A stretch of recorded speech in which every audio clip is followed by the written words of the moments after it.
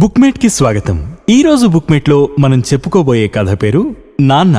ఈ కథని రచించిన వారు సలీం. ఈ కథ ఈనాడు ఆదివారం 21 జూన్ 2026 సంచిక నుంచి తీసుకోబడింది. ఇక కథలోకి వెళితే, రేపే నా పుట్టినరోజు.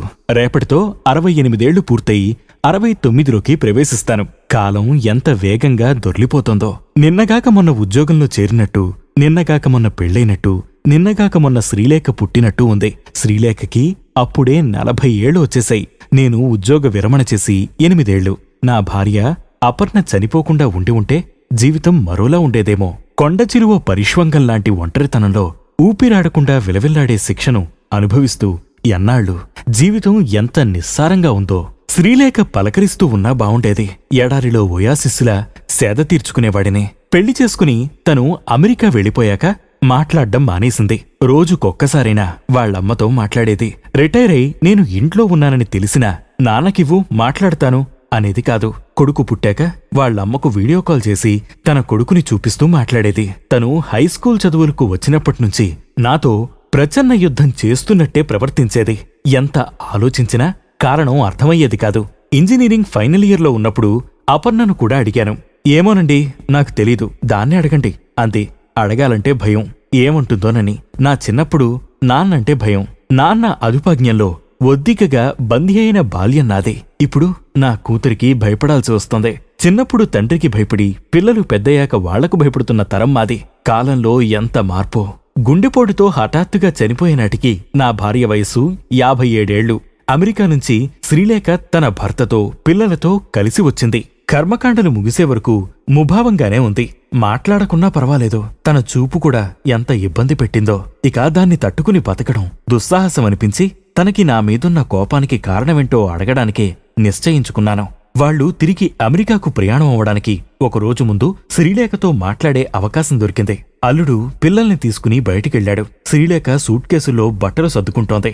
నాతో ఎందుకు మాట్లాడవు, నేనంటే ఎందుకు కోపం అని అడిగాను. మీరెప్పుడైనా నన్ను ప్రేమగా చూశారా? ఊహ తెలిసినప్పటినుంచి అమ్మ ప్రేమ తప్ప తండ్రి ప్రేమ ఎలా ఉంటుందో తెలియకుండా పెరిగాను. ఓ రకంగా చెప్పాలంటే సింగిల్ మదర్ పెంపకంలో పెరిగినట్టే పెరిగాను.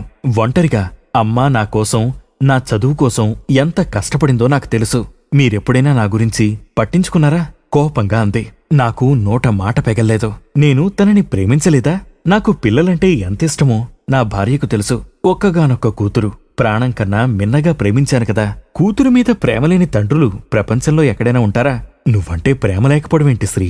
ఎందుకలా అనుకుంటున్నావు అంటున్నప్పుడు నా గొంతు దుఃఖంతో వణికింది. ప్రేమించారా? ఏది ఒక్క ఉదాహరణ చెప్పండి. నా కళ్ళలోకి సూటిగా చూస్తూ అడిగింది. శ్రీ అడిగిన ప్రశ్నకి తన తండ్రి ఏం సమాధానమిచ్చాడు తెలుసుకుందాం చిన్న విరామం తర్వాత. అంతవరకు వింటూనే ఉండండి ఈ ఎఫ్ఎం, మీ ఎఫ్ఎం. బుక్మేట్కి తిరిగి స్వాగతం. కూతురుపై ప్రాణం కన్నా మిన్నగా ప్రేమ ఉన్నా దాన్ని మాటల్లో చెప్పడం ఏ తండ్రికైనా సాధ్యమా? ఒక తండ్రి మౌనం వెనక ఉన్న అనంతమైన ప్రేమ కథ నాన్న. నేను శిలలా నిలబడిపోయాను. నాకు నా కూతురంటే ప్రేమని నిరూపించుకోవడానికి రుజువులు చూపాలా? కొన్ని సంఘటనల్లోనో ఉదాహరణలోనో ఒదిగేదా ప్రేమంటే? కొన్ని క్షణాల విరామం తర్వాత శ్రీలేఖ నా వైపు నీరసంగా చూస్తూ అంది. మాట్లాడరేం? నాకు తెలుసు ఏమీ చెప్పలేరని. ఎందుకంటే మీరెప్పుడు నన్ను ప్రేమించలేదు కాబట్టి. తండ్రి ప్రేమ ఎలా ఉంటుందో తెలియకుండా పెరిగిన అభాగ్యురాలి నేను అంటూ కళ్ళు తుడుచుకుంది. శ్వాసిస్తున్న శవంలా నడిచొచ్చి హాల్లో సోఫాలో కూర్చున్నాను. నా భార్య కడుపుతో ఉన్నట్లు చెప్పిన ఆ క్షణం ఎంత ఆనందించానో గుర్తుకొస్తే ఇప్పుడు కన్నీళ్లు వచ్చేస్తాయి. తండ్రిని కాబోతున్నానన్న సంబరం అందని ఆకాశాన్ని అందుకున్నట్టు, స్వర్గం మా ఇంటి తలుపు తడుతున్నట్టు, అది కాబోయే ఓ తండ్రికి మాత్రమే అర్థమయ్యే ఆనందానుభూతి. అనుభవంలోకి వస్తేనే తెలిసేది తప్ప మాటల్లో ఒదగని మధురానుభూతి. 2-3 రోజుల్లో ప్రసవం జరగచ్చని గైనకాలజిస్ట్ చెప్పడంతో సికింద్రాబాద్ నర్సింగ్ హోంలో చేర్పించాను. మరుసటి రోజు రాత్రి 1 గంటకు తనకు నొప్పులు మొదలయ్యాయి.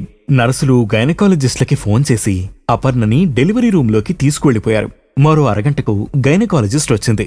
నేను బయట కూర్చుని కాన్పయిందన్న వార్త కోసం ఆరాటంగా ఎదురుచూస్తున్నాను. మరో అరగంట గడిచింది. గైనకాలజిస్ట్ బయటికి రావడం గమనించి ఆతృతగా ఆమెకు ఎదురెళ్లి నిలబడ్డాను. బిడ్డ అడ్డం తిరిగిందండి. నార్మల్ డెలివరీకి అవకాశం లేదు. సిజేరియన్ చేయాలి. నర్సు చేత కన్సెంట్ ఫామ్ పంపిస్తాను, సంతకం చేయండి అంది. తల్లి బిడ్డకు ఏదైనా ప్రమాదమా మేడం? వణికే గొంతుతో అడిగాను. తొందరగా ఆపరేషన్ చేసి బిడ్డను బయటికి తీయకపోతే ఇటువంటి కేసులో బొడ్డుతాడు ప్రాబ్లమ్స్ అయ్యి బిడ్డ గొంతుకి అడ్డం పడే ప్రమాదం ఉంది. ఆపరేషన్కి బ్లడ్ కూడా అవసరం పడొచ్చు. మీ భార్యది ఏ నెగటివ్ బ్లడ్ గ్రూప్. వెంటనే దగ్గరలో ఉన్న ఏదైనా బ్లడ్ బ్యాంక్ వెళ్లి 3 బాటిల్స్ పట్టుకురండి అంటూ మరో మాటకు తావివ్వకుండా లోపలికెళ్ళిపోయింది. 4 కిలోమీటర్ల దూరంలో ఓ బ్లడ్ బ్యాంక్ ఉందని నర్సు చెప్పడంతో బయటికి పరిగెత్తాను. అప్పటికింకా స్కూటర్ కొనలేదు. బ్యాంక్ ఉద్యోగంలో చేరి 3 ఏళ్లు. నేను ఆఫీస్కి బస్సులోనే వెళ్ళొస్తుండేవాణ్ణి. రోడ్లు దాదాపు నిర్మానుష్యంగా ఉన్నాయి. పరిగెత్తుతూనే ఆటోలేమైనా దొరుకుతాయేమోనని ఆశగా వెతుకుతున్నాను. సెకండ్ షో సినిమాలు వదిలేసి చాలా సమయం కావడంతో ఒక్కటీ కనిపించలేదు. ఆలస్యమైతే పుట్టబోయే బిడ్డకేమైనా అవుతుందేమోనన్న భయంతో పరిగెత్తుతున్నాను. ఒళ్లంతా చెమటలతో తడిచిపోయింది. రొప్పుతూనే పరిగెత్తుతున్నాను. ఎంత దూరం పరిగెత్తానో, ఇంకా ఎంత దూరం పరిగెత్తితే బ్లడ్ బ్యాంక్ చేరుకుంటానో తెలియడం లేదు. కళ్లలో నుంచి నీళ్లు కరిగిపోతున్నాయి. మనసులో ఎంతమంది దేవుళ్లకు మొక్కుకున్నానో నా భార్యాబిడ్డలు క్షేమంగా ఉండాలని. ఓ మలుపు తిరిగే చోట ఎవరో స్కూటర్తో వేగంగా వచ్చేసి నన్ను చూసి కంగారుపడి వెంటనే బండి పక్కకు తిప్పారు. నేను కింద పడిపోయాను. చేతులు కాళ్ళు దొక్కుపోయి మంట పుట్టేశాయి. 27 ఏళ్ల కుర్రవాడు నన్ను లేపి బట్టలు దులుపుతూ సారీ సార్ తల దిమ్ముగా మారి కొన్ని క్షణాలు అయోమయానికి లోనయ్యాను. హాస్పిటల్కి వెళ్తానండి అంటున్నాడా కుర్రాడు. అప్పుడు స్పృహలోకొచ్చాను. మొదట బ్లడ్ బ్యాంక్ దాకా లిఫ్ట్ ఇవ్వగలవా అని అడిగాను. అతను అంగీకార సూచకగా తల ఊపడంతో స్కూటర్ వెనక కూర్చున్నాను. 3 బాటిల్స్ కొనుక్కుని సికింద్రాబాద్ హాస్పిటల్కి స్పీడ్గా పోనివ్వు అన్నాను. అతను ఎంత స్పీడ్గా నడుపుతున్నా ప్లీజ్ ఇంకా స్పీడ్గా పోనీ అంటూ ఎన్నిసార్లు బతిమాలుకున్నానో. హాస్పిటల్కి చేరుకోగానే అతనికి థ్యాంక్స్ చెప్పి ఆపరేషన్ థియేటర్ వైపు పరిగెత్తాను. తర్వాత ఏం జరిగింది తెలుసుకుందాం చిన్న విరామం తర్వాత. అంతవరకు వింటూనే ఉండండి ఈఎఫ్ఎం మీ ఎఫ్ఎం. బుక్మేట్ కి తిరిగి స్వాగతం. కూతురుపై ప్రాణం కన్నా మిన్నగా ప్రేమ ఉన్నా దాన్ని మాటల్లో చెప్పడం ఏ తండ్రికైనా సాధ్యమా? ఒక తండ్రి మౌనం వెనక ఉన్న అనంతమైన ప్రేమ కథ నాన్న. అప్పుడే థియేటర్లోంచి బయటకొస్తున్న నర్స్ నన్ను చూసి కంగ్రాచులేషన్స్ మీకు ఆడపిల్ల పుట్టింది అంటూ నవ్విందే. మరి ఈ బ్లడ్ బాటిల్సో? చేతిలో ఉన్న బాటిల్స్ వైపు చూస్తూ అడిగాను. రిసెప్షన్లో డిపాజిట్ చేయండి. మా దగ్గర 2 బాటిల్స్ రక్తం ఉంటే ఎక్కించేశాం అంతే. వాళ్ల దగ్గర 2 బాటిల్స్ రక్తం ఉన్న విషయం ముందే చెప్పి ఉంటే ఇంత హైరానా పడేవాడిని కాదు కదా అనిపించింది. పాప ఎంత అందంగా ఉందో. విరిసిన తెల్ల గులాబీలా పెద్ద కళ్ళు, గుల్మొహల్ పూతరేకుల్లా ఎర్రటి పెదాలు. రోడ్డు మీద పరిగెత్తుతున్నప్పుడు భయంతో ఏడుపు వస్తే పాపను చూసిన వెంటనే సంతోషంతో ఏడుపొచ్చేసింది. ఇదంతా నా కూతురి మీద ప్రేమ లేకుండానే జరిగిందా? కాని రక్తపు బాటిళ్ల కోసం నేనెంత కష్టపడ్డానో నా భార్యతో ఎప్పుడూ చెప్పలేదు. పెద్దయ్యాక శ్రీలేఖతో కూడా చెప్పలేదు. ఆ విషయం చెప్పాల్సిన అవసరం ఏముందని. నా భార్య కోసం, నా కూతురి కోసమేగా కష్టపడ్డాను. వాళ్ల మెప్పు పొందడానికి చెప్పాలా? అది నా బాధ్యత కదా. నా భార్య మీద నాకెంత ప్రేమో నాకు తెలుసు. కాని ఎప్పుడూ నా భార్యతో ఆ విషయం చెప్పలేదు. మాటల్లో వ్యక్తీకరిస్తేనే అర్థమయ్యేంత బలహీనమైనదా ప్రేమ. చూడటం ఎలాగో తెలిస్తే ఎదుటి వ్యక్తి కళ్లలో మెరుపై కనిపిస్తుంది కదూ. వాళ్లు బాధ్యతలన్నీ సంతోషంగా స్వీకరిస్తున్నప్పుడు, ప్రతి అవసరాన్ని జాగ్రత్తగా గమనిస్తూ వాటిని వెంటనే తీరుస్తున్నప్పుడు తెలుస్తుందిగా అది ప్రేమేనని. నా మీద ప్రేముంది అనడానికి ఒక్క ఉదాహరణ చెప్పండి అని నా కూతురు అడిగినట్టు ఈ లోకంలో ఏ కూతురు ఏ తండ్రిని అడిగి ఉండదేమో. కూతురి ముందు నిలబడి సంజాయిషి ఇచ్చుకోవలసిన దుస్థితి ఏ తండ్రికి రాకూడదు. పగవాడికి కూడా ఇలాంటి శిక్ష పడకూడదు. పాపకు 5 ఏళ్లు వచ్చే వరకు నా పోస్టింగ్ హైదరాబాద్లోనే కొనసాగింది. ప్రతి పుట్టినరోజు వేడుక ఎంత బాగా జరిపేవాళ్లమో. దానికి తన పుట్టినరోజంటే ఎంత ఇష్టమంటే నెల రోజుల ముందు నుంచే నా హ్యాపీ బర్త్డే వచ్చేస్తోంది అనుకుంటూ ఎదురు చూస్తూ ఉండేది. హైదరాబాద్లో 8 ఏళ్లుగా పాతుకుపోయి ఉన్నానన్న కోపంతో ప్రమోషన్ ఇచ్చి బెంగుళూరుకి బదిలీ చేశారు. ఆ తర్వాత ప్రతి 3 ఏళ్లకోసారి బదిలీ మీద వేరువేరు ప్రాంతాలకు, వేరువేరు రాష్ట్రాలకు వెళ్లాల్సి వచ్చింది. నా కూతురికి ఏ చిన్న అసౌకర్యమూ కలగకూడదని, తన చదువు చక్కగా సాగాలని, ఒంటరి జీవితం ఎంత కష్టంగా ఉన్నా నేనొక్కడినే ఊళ్ళు తిరిగాను తప్ప కుటుంబాన్ని కదిలించలేదు. ఎంత దూరంలో పోస్టింగ్ ఉన్నా శ్రీలేఖ బర్త్డేకి మాత్రం హాజరు కావడానికే ప్రయత్నించేవాడని. కొన్నిసార్లు పని ఒత్తిడి వల్ల వీలయ్యేది కాదు. మొదట్లో తన బర్త్డే ఫంక్షన్లో నేనుండాలని పట్టుబట్టిన శ్రీలేఖ తర్వాత నా కోసం ఎదురు చూడకుండానే పుట్టినరోజులు జరుపుకోసాగింది. తనకి ఏం కావాలన్నా వాళ్లమ్మనే అడిగేది. తన మనసులోని మాటల్ని వాళ్లమ్మతోనే పంచుకునేది. నేనెప్పుడైనా సెలవు పెట్టి ఇంటికొచ్చినా నా ఉనికిని పట్టించుకునేది కాదు. ఎందుకు శ్రీ నాతో అంటిముట్టనట్టు ఉంటోంది అని నా భార్యని అడిగాను ఓసారి. దానికి భార్య ఏం సమాధానమిచ్చింది తెలుసుకుందాం చిన్న విరామం తర్వాత. అంతవరకు వింటూనే ఉండండి ఈఎఫ్ఎం మీ ఎఫ్ఎం. బుక్మేట్కి తిరిగి స్వాగతం. కూతురుపై ప్రాణం కన్నా మిన్నగా ప్రేమ ఉన్నా దాన్ని మాటల్లో చెప్పడం ఏ తండ్రికైనా సాధ్యమా? ఒక తండ్రి మౌనం వెనక ఉన్న అనంతమైన ప్రేమ కథ నాన్న. పెద్దదవుతోందిగా, దాని ప్రపంచంలో అది ఉంటోంది. ఇప్పటి పిల్లలందరూ ఇలానే ఉన్నారు. వాళ్లతో పోలిస్తే ఇంకా మన పిల్ల నయం. అయినా మీరు శ్రీతో కలిసి గడిపిన సమయం ఎంత? దానికి 5 ఏళ్లు వచ్చినప్పట్నుంచి ట్రాన్స్ఫర్లంటూ ఊళ్లు పట్టుకుని తిరుగుతున్నారుగా. నేను 24 గంటలు అందుబాటులో ఉండడం వల్ల నాతో చనువు పెరిగింది. మీరన్నా కూడా దానికి ప్రేమే, మీలానే బయటికి చెప్పదు, అంతే అంది. పదవి విరమించడానికి మరో 5 ఏళ్ల సమయం ఉందనగా నా అభ్యర్థన మీద మళ్లీ హైదరాబాద్లో పోస్టింగ్ ఇచ్చారు. అప్పటికే శ్రీకి పెళ్లై 2 పిల్లలు. అమెరికాలోని ఫినిక్స్లో సొంత ఇల్లు కొనుక్కుని అక్కడ సెటిల్ అయిపోయారు. ఎప్పుడో ఏడాదికో 2 ఏళ్లకో ఓసారి వచ్చేది. వారం రోజులు వాళ్లమ్మతో గడిపి మరో 2 వారాలు వాళ్ల అత్తామామలతో గడిపి తిరిగెళ్ళిపోయేది. ఇంట్లో ఉన్న వారం రోజులు కూడా నాతో సరిగ్గా మాట్లాడేది కాదు. ముభావంగానే ఉండేది. ఎంత ఆలోచించినా నేను శ్రీకి కోపం తెప్పించే పనులు ఏం చేశానో గుర్తుకు రావడం లేదు. 10వ తరగతి చదువుతున్నప్పుడు క్వార్టర్లీ, హాఫ్ ఇయర్లీ పరీక్షల్లో తక్కువ మార్కులు వచ్చినందుకు కోప్పడ్డాను. తను బాగా చదువుకుని మంచి ఉద్యోగంలో స్థిరపడాలనే ఆశతోనేగా అలా చేశాను. తండ్రిగా అలా కోప్పడ్డం తప్ప? ఇంటర్లో ఉన్నప్పుడు గంటలు గంటలు మొబైల్ ఫోన్లో మాట్లాడుతుంటే మందలించాను. నిద్రపోకుండా ఫోను మాట్లాడితే చదువుతో పాటు దాని ఆరోగ్యమూ పాడైపోతుందేమోననే భయంతోనే. మగపిల్లలతో మాట్లాడడం తప్పని చెప్పలేదే, జాగ్రత్తగా ఉండమని మాత్రం బయటికి 2 సార్లు చెప్పాను.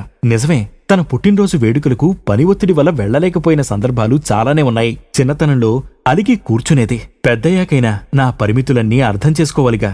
100 మైళ్ల దూరం ప్రయాణం చేయడమంటే శ్రమతో పాటు ఖర్చుతో కూడుకున్న వ్యవహారం. సెలవులు కూడా దొరకాలిగా. బర్త్డేకి గిఫ్ట్లు పంపేవాడిని. కొన్నిసార్లు గిఫ్ట్లు పంపలేకపోయాను. అందుకని వాళ్లమ్మతో నాన్నకు నేనంటే ప్రేమలేదు అన్నదని తెలిసి ఎంత బాధపడ్డానో నాకే తెలుసు. పుట్టినరోజు ఫంక్షన్కి హాజరైతేనే ప్రేమ ఉన్నట్టా? ఖరీదైన బహుమతులిస్తేనే ప్రేమ ఉన్నట్టా?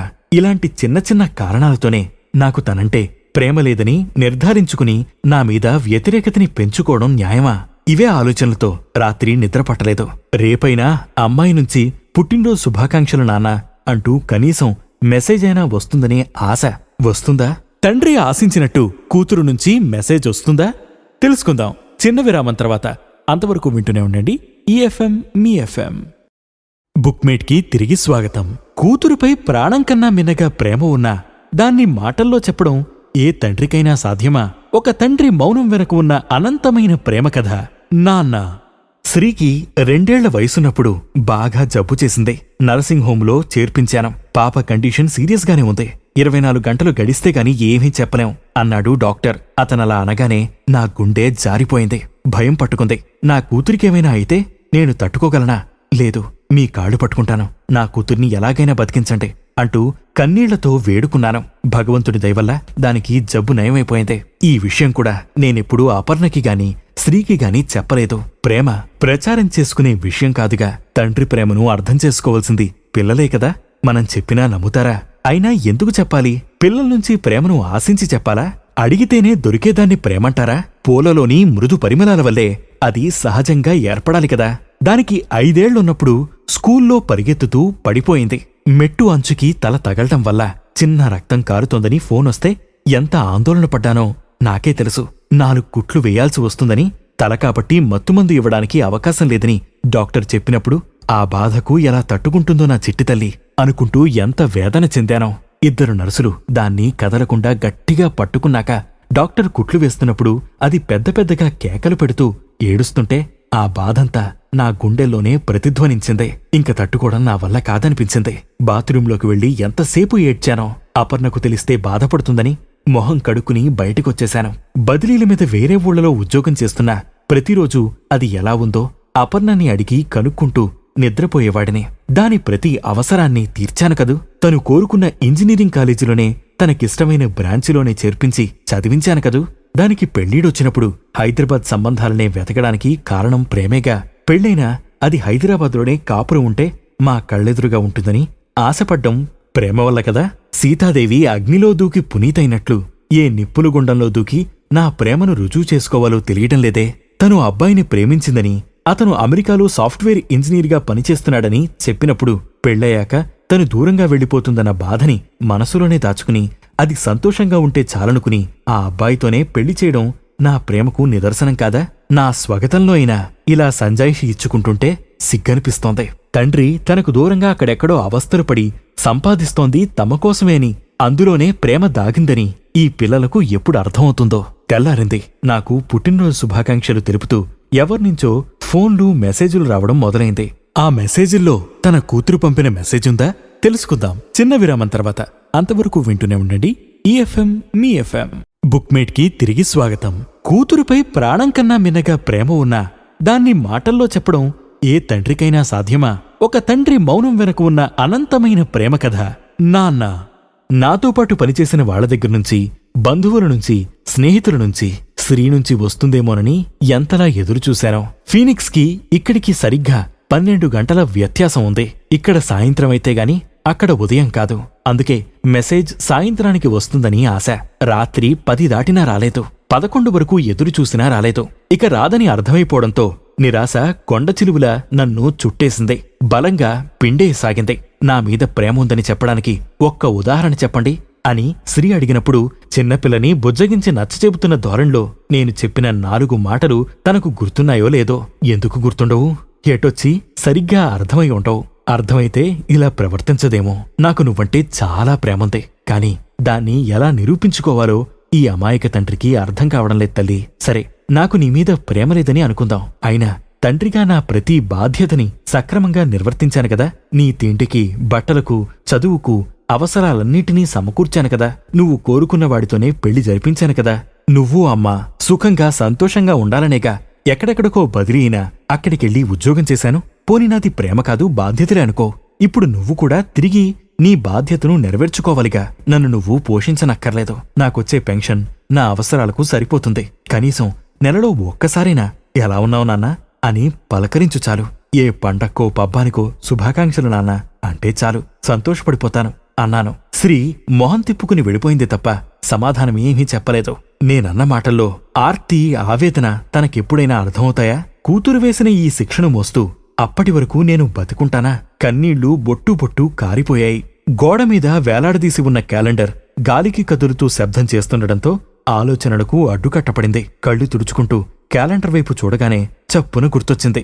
నా బంగారు తల్లి శ్రీలేఖ పుట్టినరోజు మరో 10 రోజుల్లో ఉందని. ఒంట్లోకి విద్యుత్ ప్రవాహంలా ఉత్సాహం ఉరకలేస్తోంది. మంచి గిఫ్ట్ కొని అమెరికా పంపించాలి. ఈ రోజుల్లో పిల్లలకు అర్థమయ్యే ప్రేమ భాష అదేగా. ఇది ఇవాల్టి బుక్మేట్లోని కథ నాన్న. ఈ కథని రచించిన వారు సలీం. ఈ కథ ఈనాడు ఆదివారం 21 జూన్ 2026 సంచిక నుంచి తీసుకోబడింది.